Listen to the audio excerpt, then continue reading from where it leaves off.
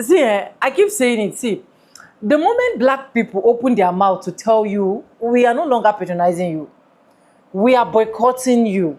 In fact, henceforth, we are withdrawing our black dollar from your business. Just know that it's over. Just know that you're going to be losing not only millions, but in billions. You see, there is something spectacular about black Americans when they said, we are boycotting this particular person. We are no longer, see, the best option you should just do, just go and shut down your business. Just shut down that business.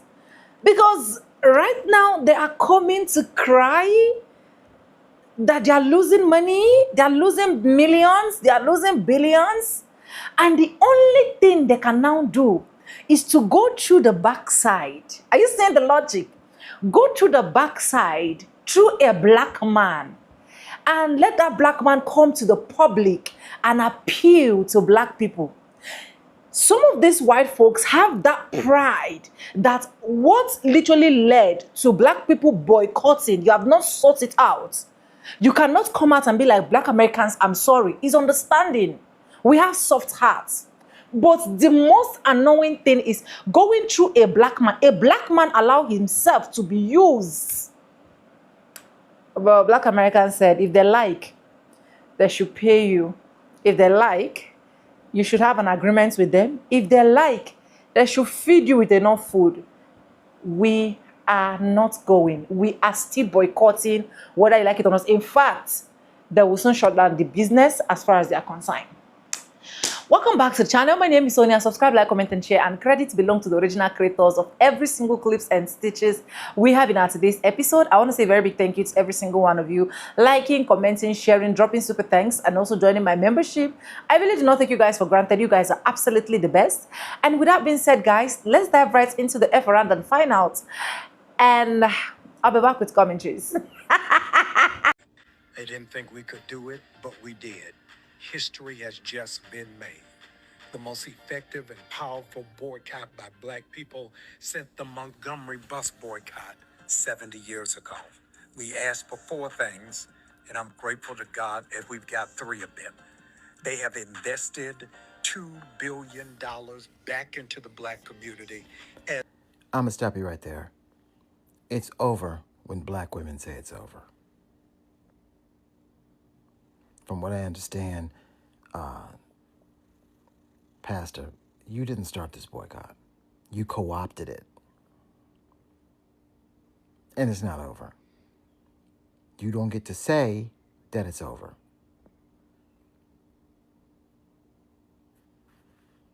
Especially when you got nothing out of it. I know what you told us was achieved, but no. Sell that shit to someone who's buying it. The boycott is not over. It's over when black women say it's over.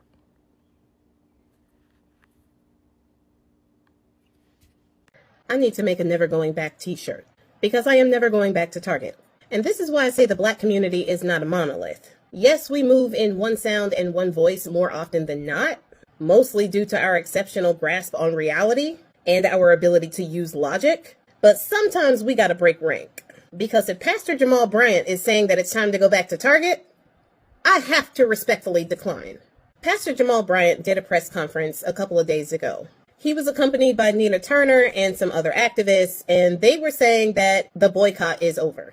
Now, the boycott has lasted about 400 days. And Target, even though they wanted to blame everything but the boycott at the time, they have been hurting to the tune of about $12 to $16 billion lost last year.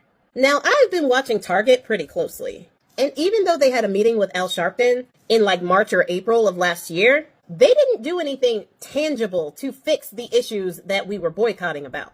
Now there is a new CEO, and that CEO apparently has been meeting with Pastor Jamal Bryant. Now, there are some people speculating online that the reason why he is calling off this boycott is because he personally was paid by Target. I have absolutely no proof of that, so I won't go there. But I do find it interesting that Pastor Jamal Bryant is giving Target credit for things that they have already done and not things that they are doing because of the boycott, even though he is admitting that it was done beforehand. For example, Target said it is recommitting to the $2 billion investment that it said it was going to put into the Black community in 2020. Target was admittedly one of the first companies to come out loudly and boldly and with actual plans to help the Black community after the whole George Floyd thing. And their goal was to help the Black community build generational wealth by helping to invest in Black business and also education and things like that. That is why Target got an invite to the cookout in the first place. That is why Target got a nickname from the Black community in Target. It was the only company that actually acted as if they really cared. And Pastor Jamal Bryant, in that press conference that he did the other day, said that they are about 90% finished with that $2 billion pledge. Thing is, that is stuff that they had already done. Now, granted, they did pledge another $100 million, according to reporting, but they haven't brought back the program that actually really helped the Black community in helping small businesses get their businesses and their products storefront ready. They haven't brought that back. They also have not actually changed their DEIA policies since they changed it in 2025. The same policies that they rolled back to get everybody to say, bet, no more for me. They haven't changed those stances, like, at all. They're touting this whole belonging program, which is a program that they are moving a lot of their DEIA policies into. However, that is a program that was already in place in 2025. That was what they did. So nothing has changed from 2025 when they rolled back those programs and reverted them over to the belonging program. Nothing has changed whatsoever. Another thing that was touted in that press conference was that Target invested $10 million into an HBCU that was for business and design. Pencil Lewis College of Business and Design, that one. Apparently, it was about to go out of business or something, and Target gave it $10 million. Thing is, they gave them that $10 million in 2021, when they were still on the right side of history. So they don't get points now for doing something that they had already done. That is not cause to end the boycott. Now, another thing that they are doing, and they say that they are going to continue to do, is put money into the United Negroes College Fund. And I was watching Tabitha Speaks Politics on this, and she had a really good point. I don't know anybody who's actually used the United Negroes College Fund. I don't know anybody who went to school from money that they got from the United Negroes College Fund. I didn't use that when I went to college. Put in the comments if you know somebody or if you actually used the United Negroes College Fund, because I literally do not know anybody who's used it. But I digress. Now, another thing that Pastor Jamal Bryant gave Target credit for is having 13% of their board people of color. Was that supposed to be impressive? 13% of the board is somebody of color? They didn't say that 13% of the board was Black. 13% people of color means that they could have anybody on there. It doesn't have to be Black people. They could have 0 Black people on that board and still be able to claim that they have 13% people of color. And when you think about it, the population of people of color in the United States is about 42%, with 14.4% of that being Black people. So 13% being your goal for people of color on the board, I'm sorry, that's not impressive to me. Talk to me when that number is closer to 30, 40, 50%, with at least 10 to 20% of that being Black. That 13% is pathetic, ain't doing nothing for us. Now, the last thing that they were supposed to do, as far as the demands to end the official boycott, was to partner with a Black bank. They have not done that yet, but apparently there is talks for them to do that. We'll see if they get it done, especially with Pastor Jamal Bryant calling off the boycott.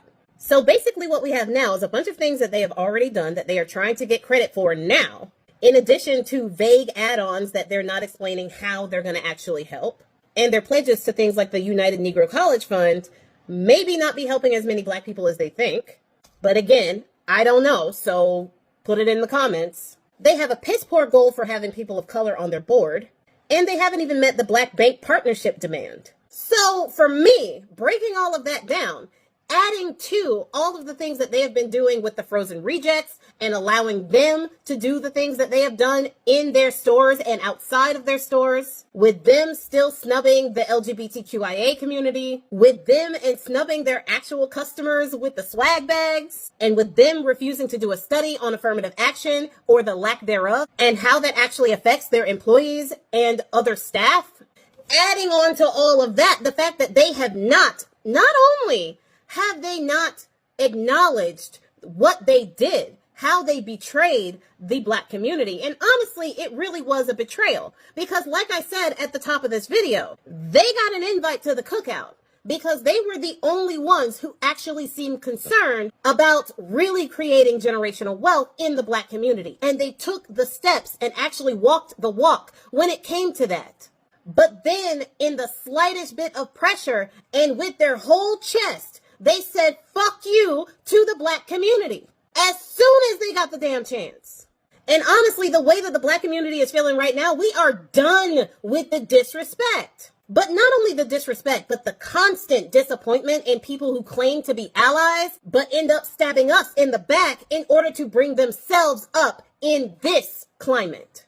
We are literally the scapegoats for everyone.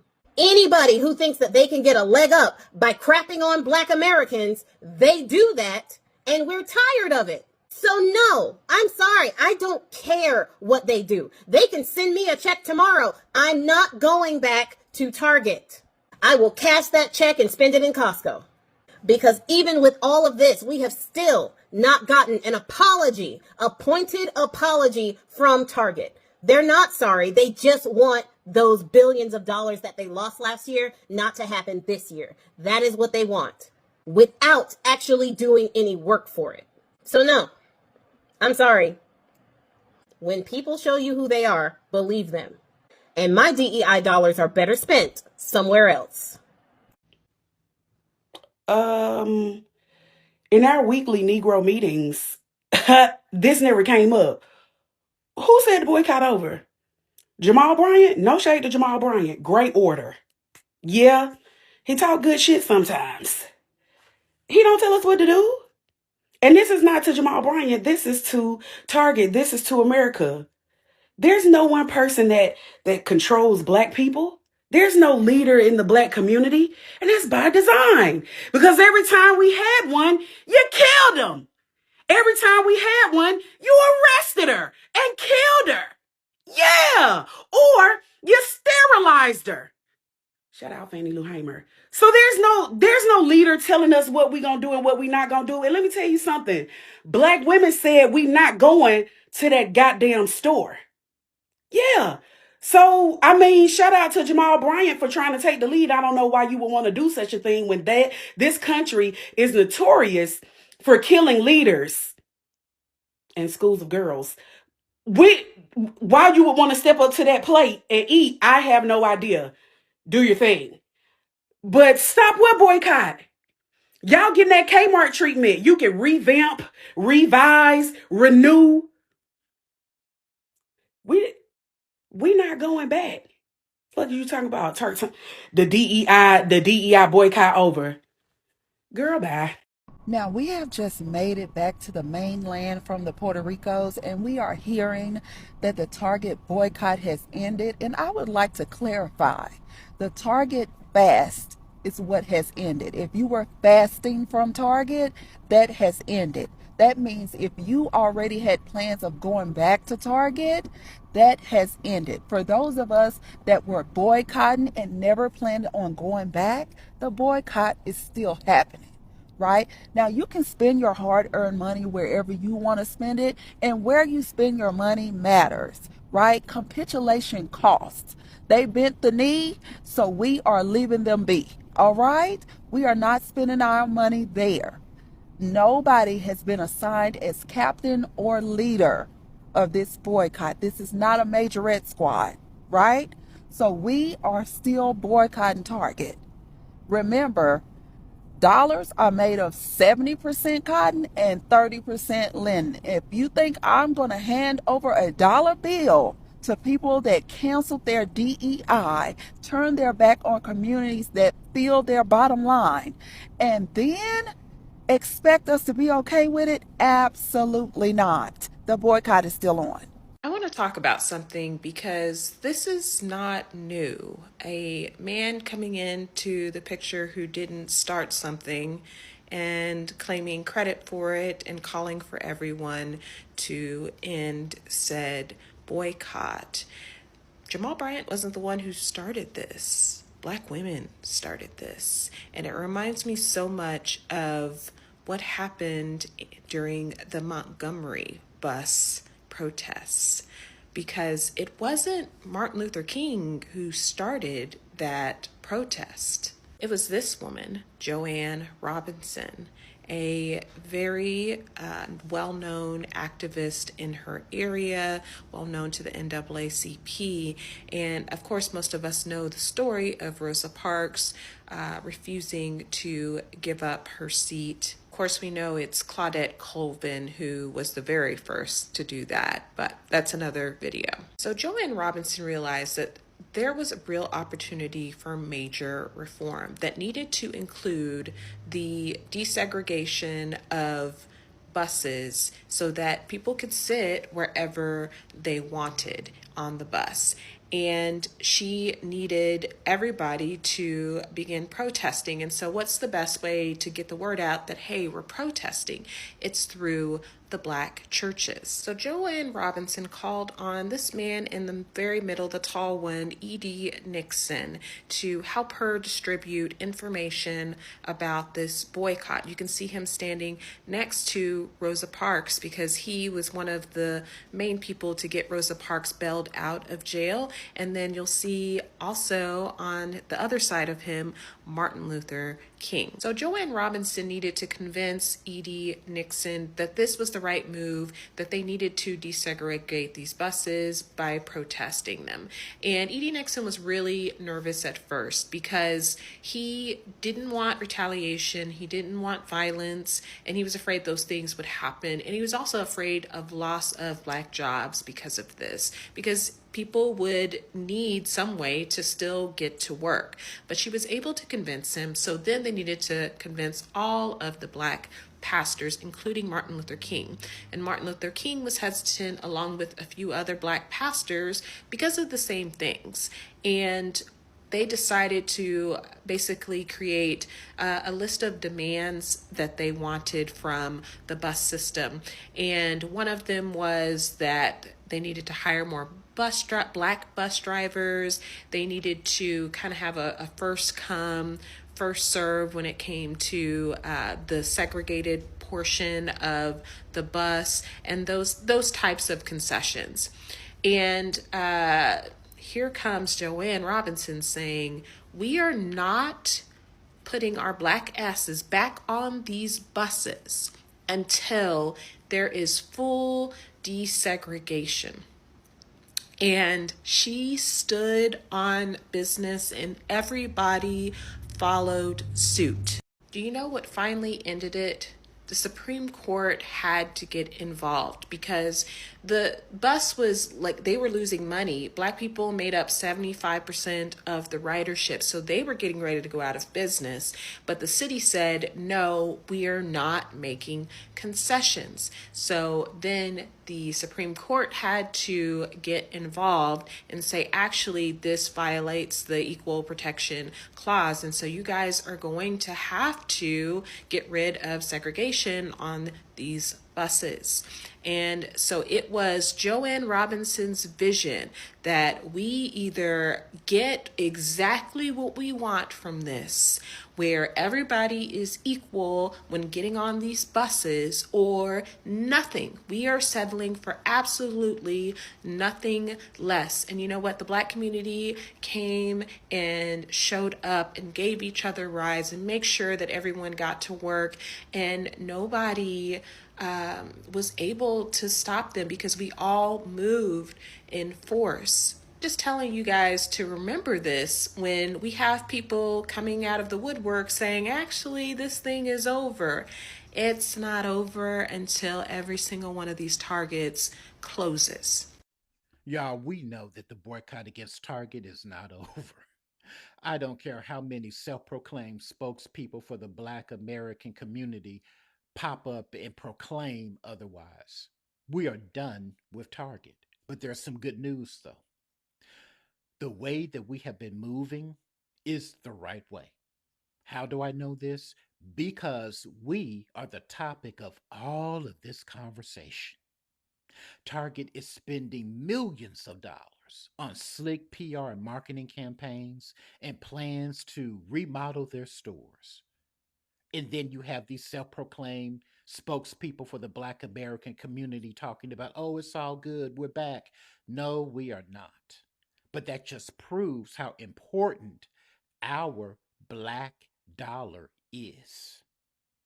And we need to continue to keep the pressure on, not only on Target, but every other company that has decided that they are going to disrespect us and our humanity, but still expect us to spend our hard-earned money with them.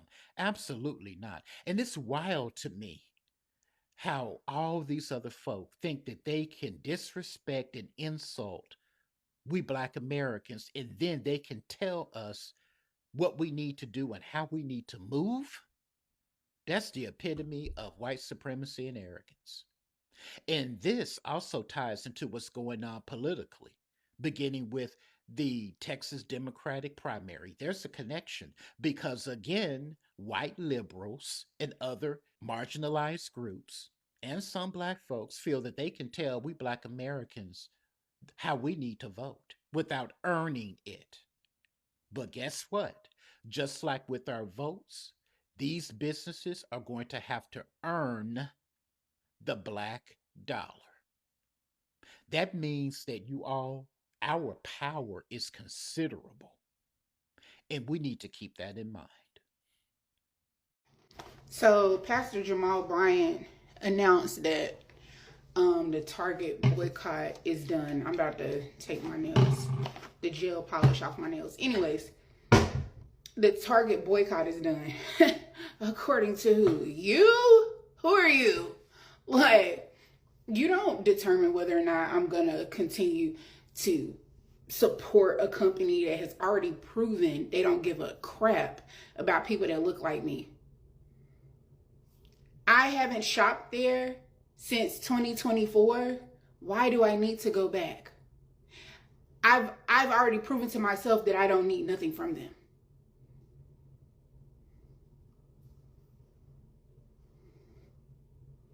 Dang, Jamal, you miss Target that bad?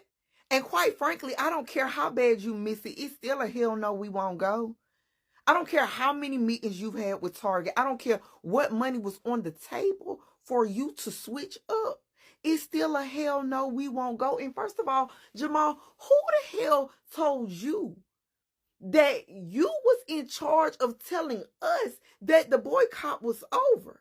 Second of all, who told you that you were the one that convinced us to boycott Target? I understand that you was on your high horse and you made yourself the face of the Target boycott, but we didn't need you, sweetheart. It was our morals and our values that allowed us, and it was Target not reversing or standing 10 toes down on not reversing their DEI initiatives that made us boycott Target. So please miss me with the, oh, we're done now bullshit. But Jamal, if your heart is telling you to go back into that Target, do what you got to do. But as far as for me, I'm going to need to see what those productive meetings consist of before I step foot in there. And quite frankly, I ain't missed it. So I'm not compelled to go.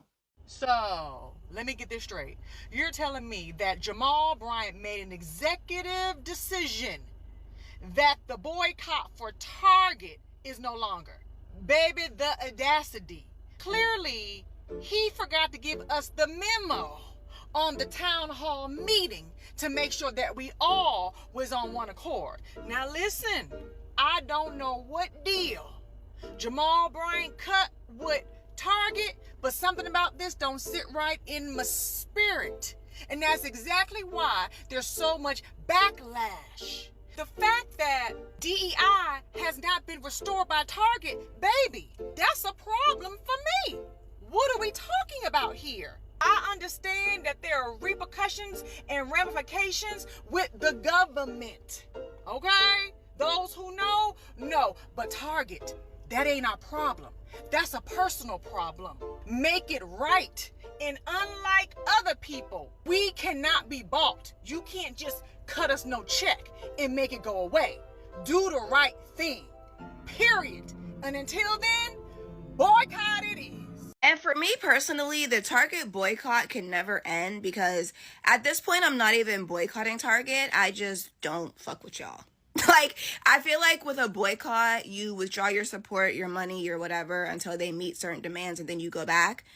I don't give a fuck what Target does. I'm still never stepping foot back in that fuck ass store. Like, I'm not going. I don't care what they do. If they reinstate DEI, if they don't, whatever. You're still not getting another penny from me. Call me Abraham, bitch, because we're not Lincoln. Because for me, you've already showed your ass. Like, the second you could roll back DEI, you did. And by the way, people are saying the boycott's over, but there's been no changes for the DEI rollback, so that's fucking crazy. But even if the DEI policies were reinstated, I still would not be going back because you're not reinstating them because you give a fuck about diversity, equity, or inclusion. You're reinstating them because you've lost money. You've made it abundantly clear that you don't give a shit about me, but you want my money.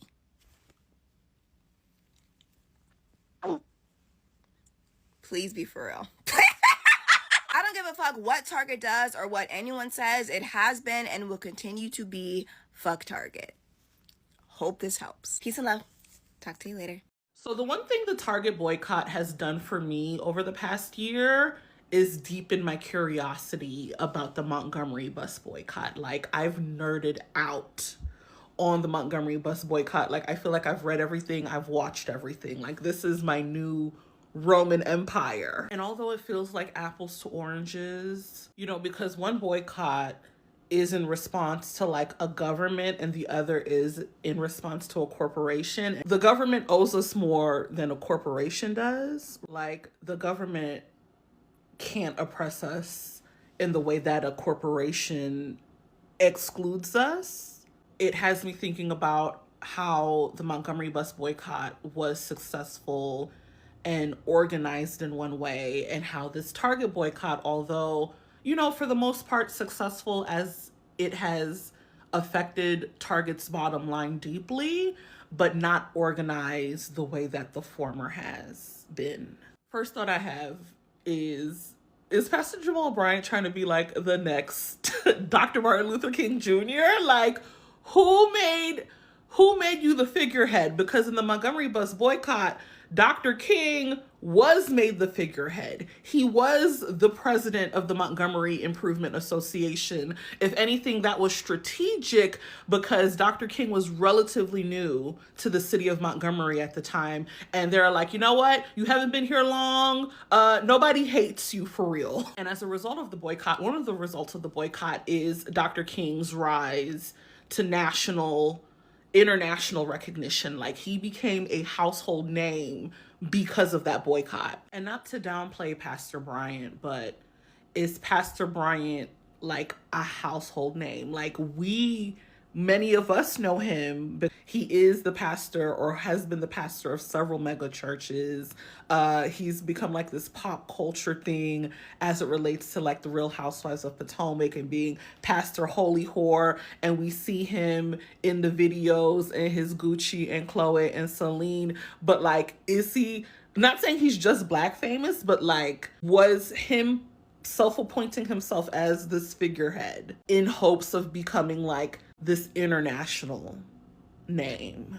And the internet, I don't know if the internet ruins everything or whatever, but that level of organization, like what was the name of the organization that was formed in response to this Target boycott, right? The Montgomery Improvement Association was formed in response to segregation on buses. The same organization isn't there, and that's why we're having this visceral reaction to Pastor Bryant essentially saying that this is over, right? We haven't had any of our demands met.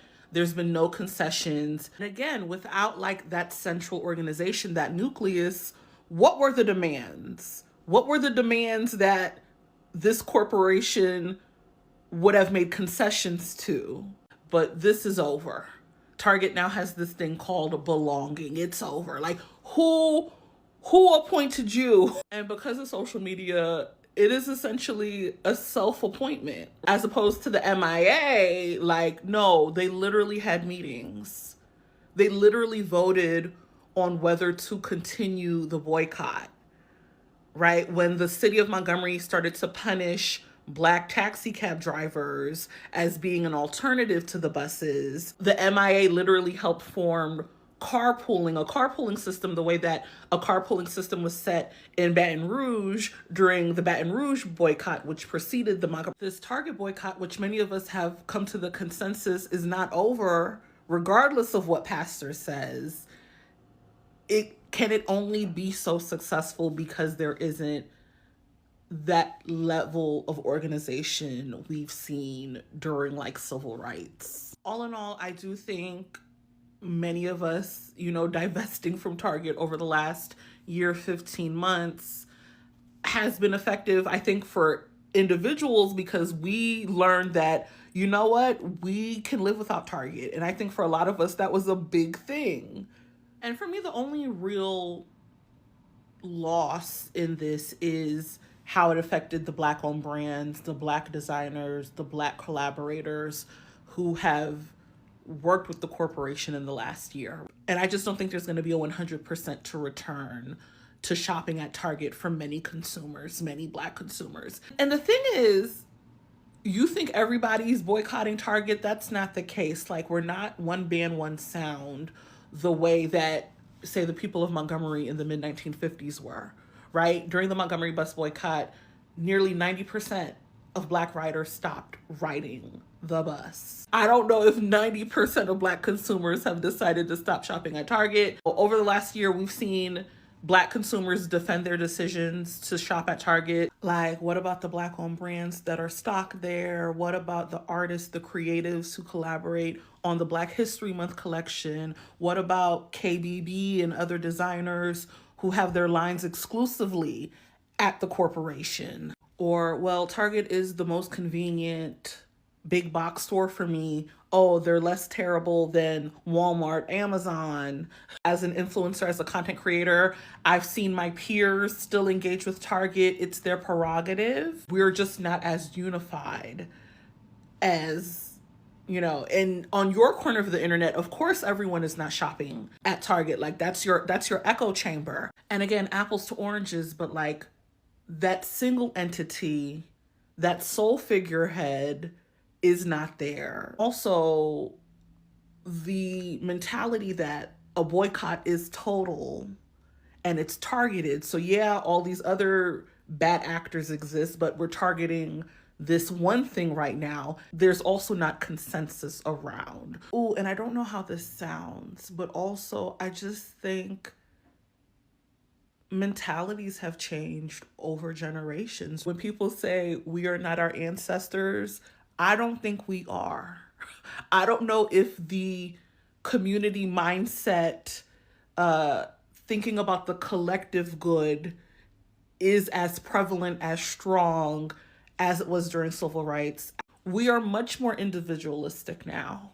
And I don't know if that sense of community is as strong. So yeah, I do think the bottom line is forever affected for Target, but having demands met, having concessions met, having them like actually course correct, I don't know.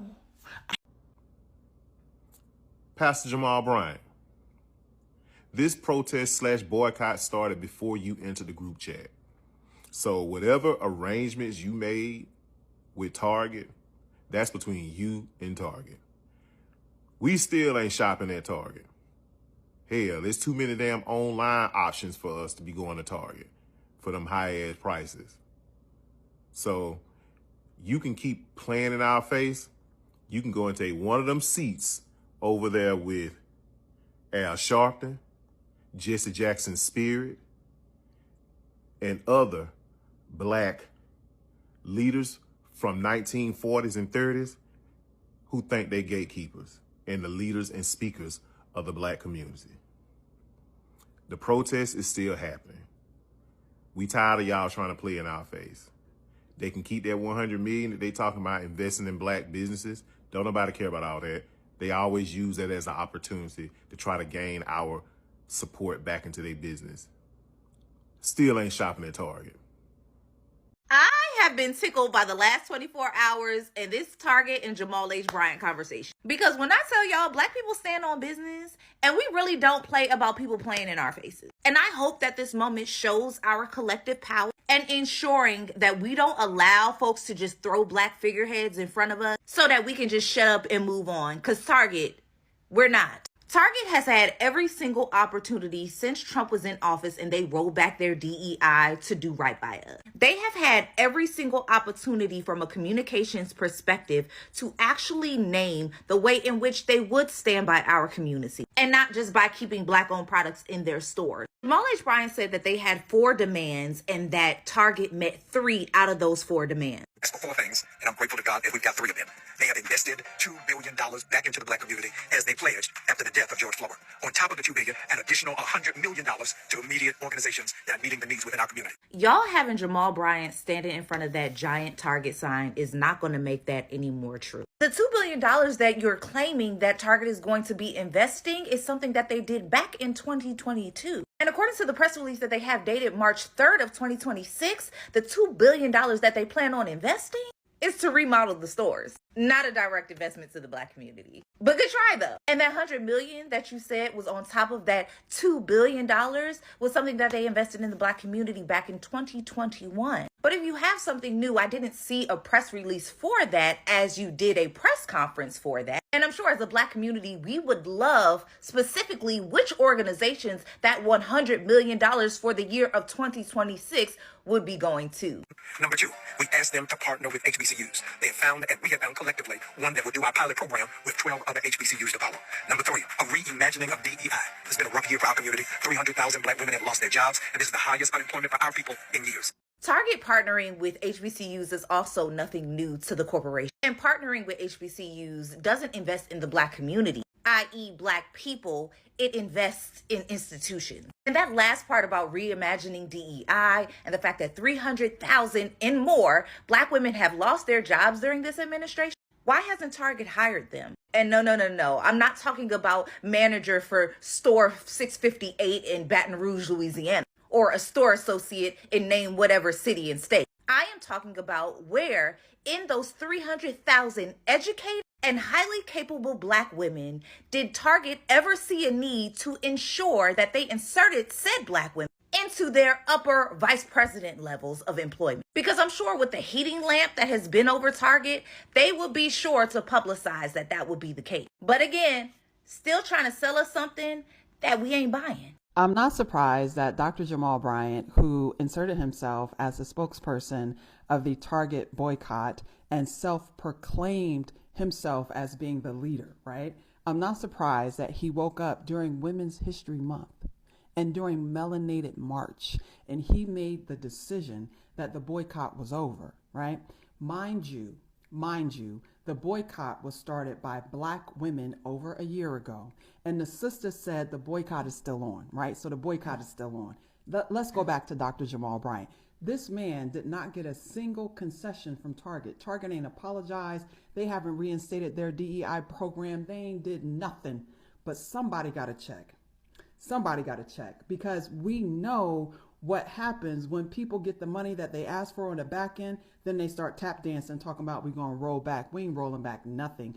I am sick and tired, and I know you are, of weak Democratic leadership of weak clergy that are easily manipulated by money and by fame, and we're done with it. The sister said we boycotting Target, baby. We ain't going back to Target. Target ain't even being boycotted no more. They canceled. Psst. Who gonna call Jamal Bryant and tell him we ain't going back to Target? I guess he didn't get the memo. I could be ignorant, but didn't black women start the Target boycott?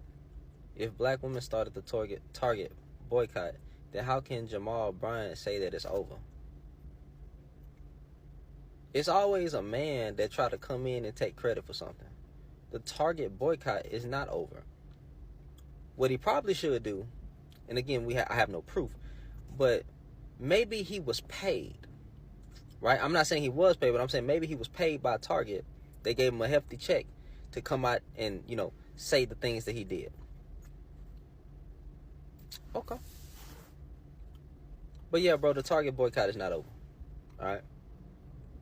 I don't know why you would even make a video claiming that. I don't even know why you would say that. Oh, I know why. Because it seems like, in my opinion, he's an opportunistic person. Just hopping on the bandwagon of a black woman movement. Ridiculous. Black women were like, excuse me, Pastor Jamal Bryant, comma.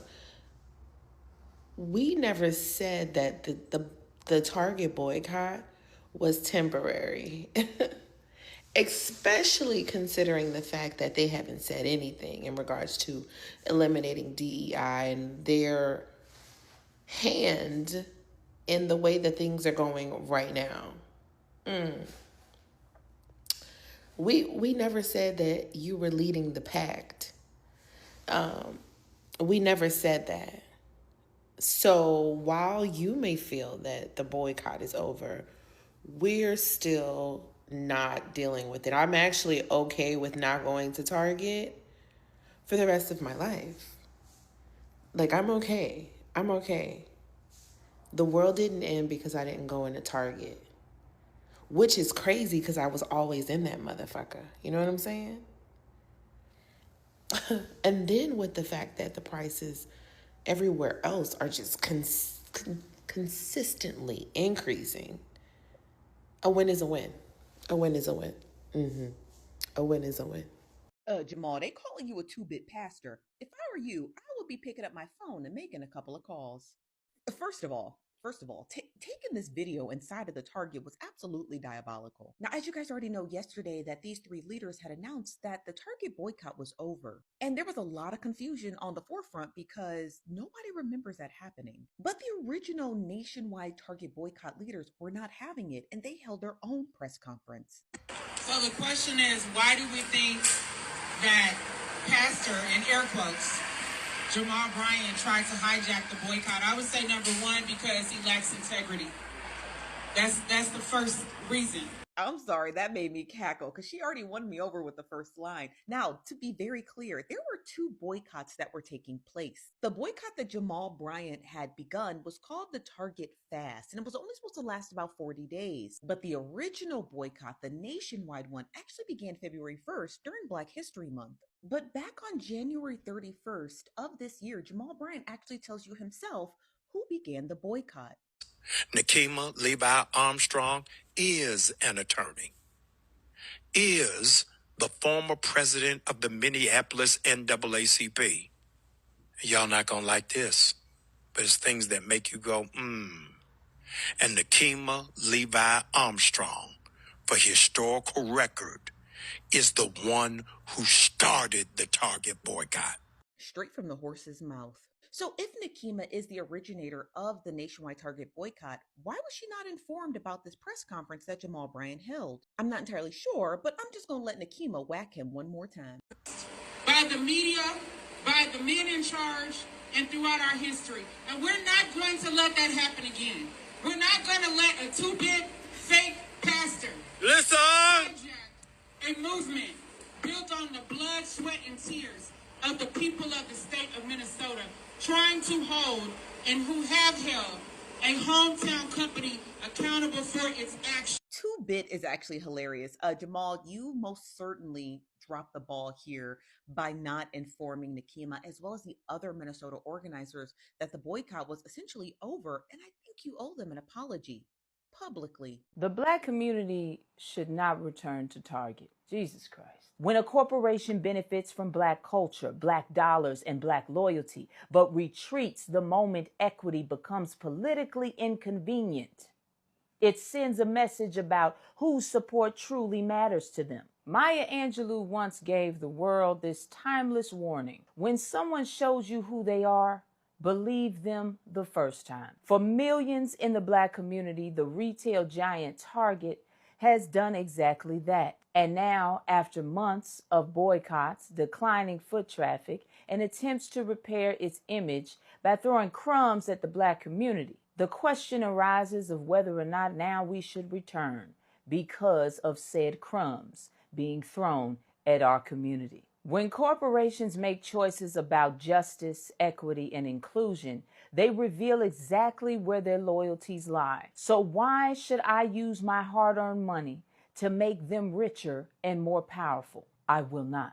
This all started back in January of 2025. Target announced it would end several major diversity, equity, and inclusion initiatives and goals it had previously set. Target said it was responding to an evolving external landscape and political pressures following policy changes in Washington related to federal diversity programs, thanks to Trump the Chump, also known as the MAGA Initiative, to protect white privilege in place of equality, diversity, and inclusion.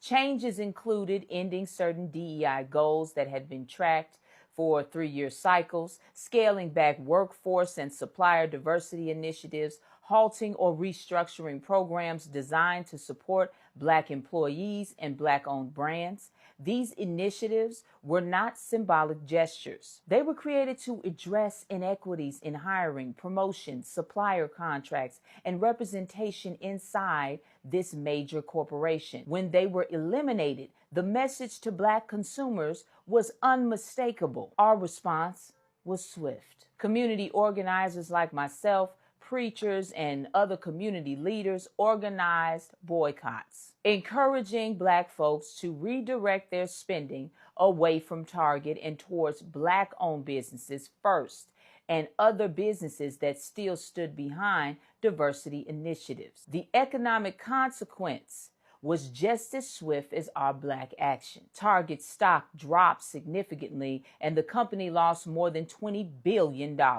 in market value.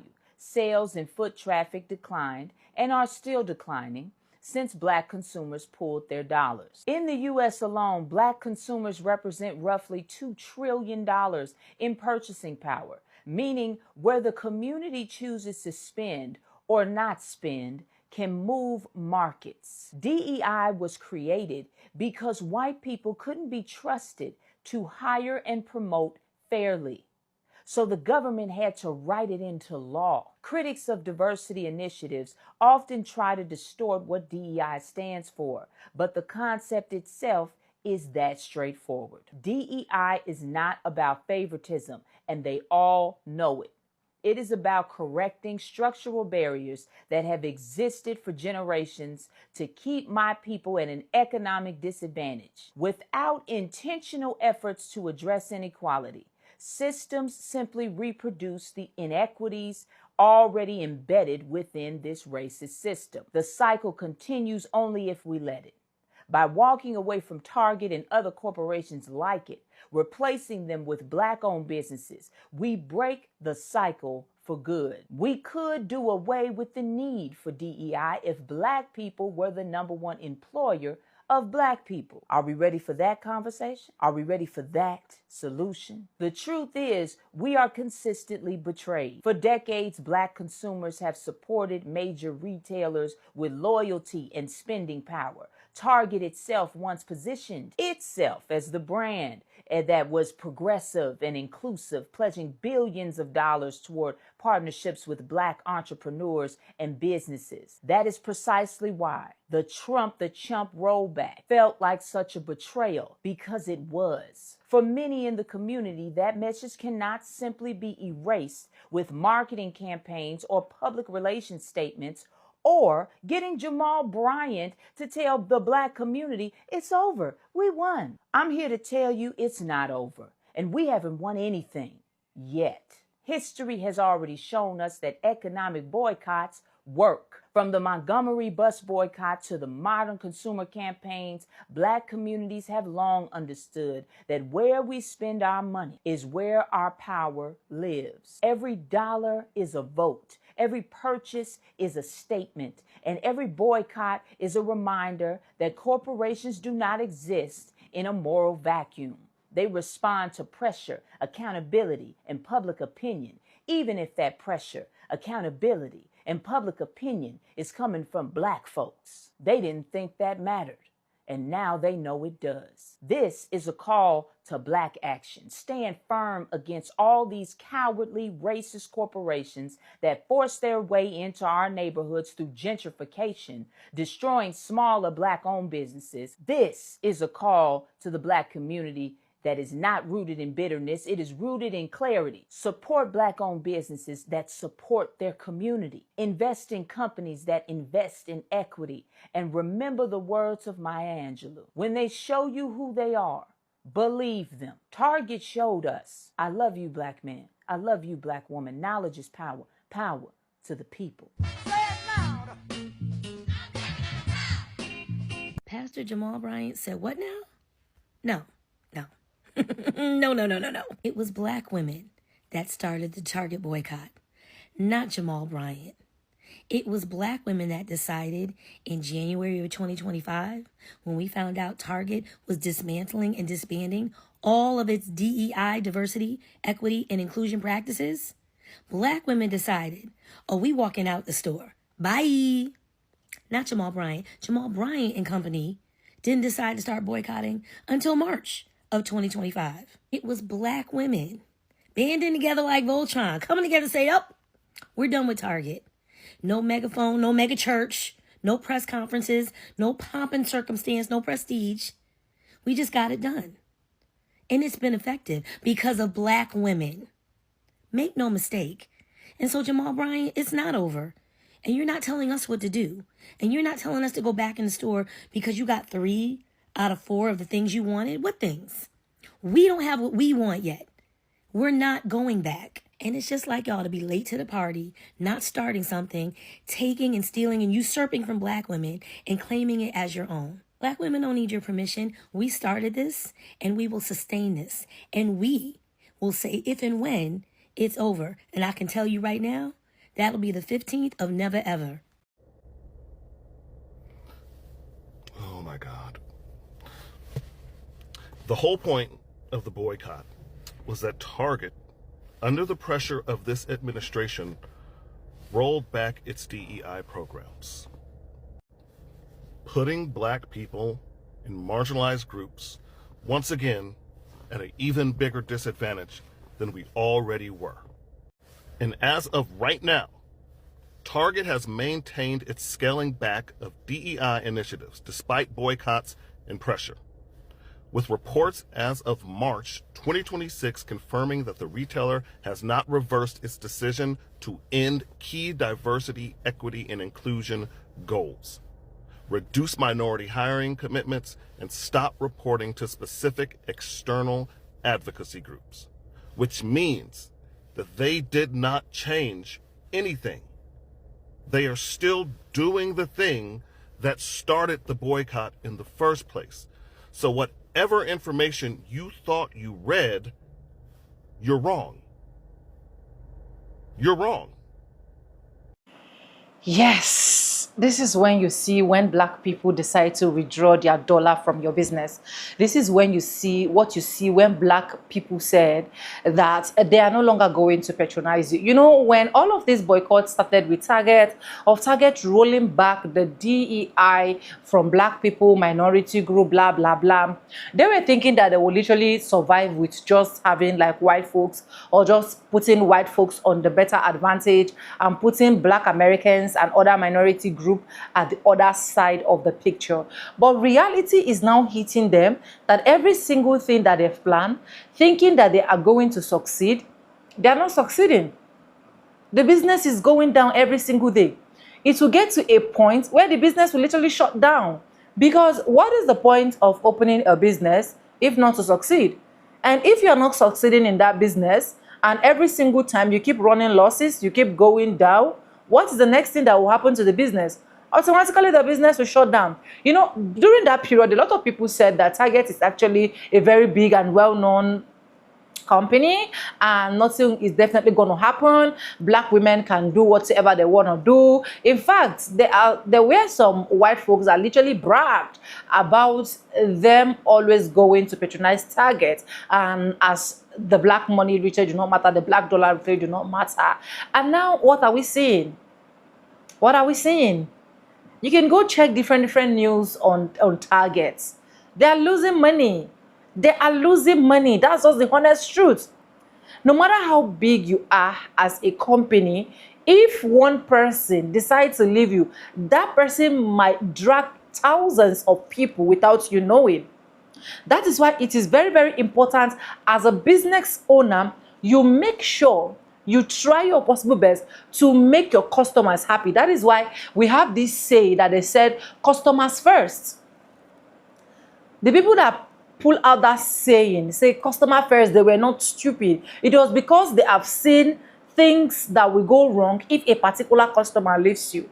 Now, let me give you guys a quick run backstory before I continue what I want to say, especially to Pastor Jamal Bryant, because you as a black man should not allow yourself to be used. I'm sorry to say, I'm a ruffle on a lot of people's shoulder. Probably you are his church member. Please forgive me. Okay? I'm sorry. You should not allow black people, you should not allow yourself to be used as a weapon that fashioned against us. You should not. Especially for the fact that you are a man of God. You should be busy preaching the gospel. You should be busy winning souls for Christ. You should be busy taking care of the church aspects of it. You should be dragging Christianity to Christ. You should be preaching about Christianity, not talking about boycotting. Yeah. But anyways, let me go back a bit and tell you guys the story I want to say before I come to Pastor Jeremiah Bryant, his lordship, sir.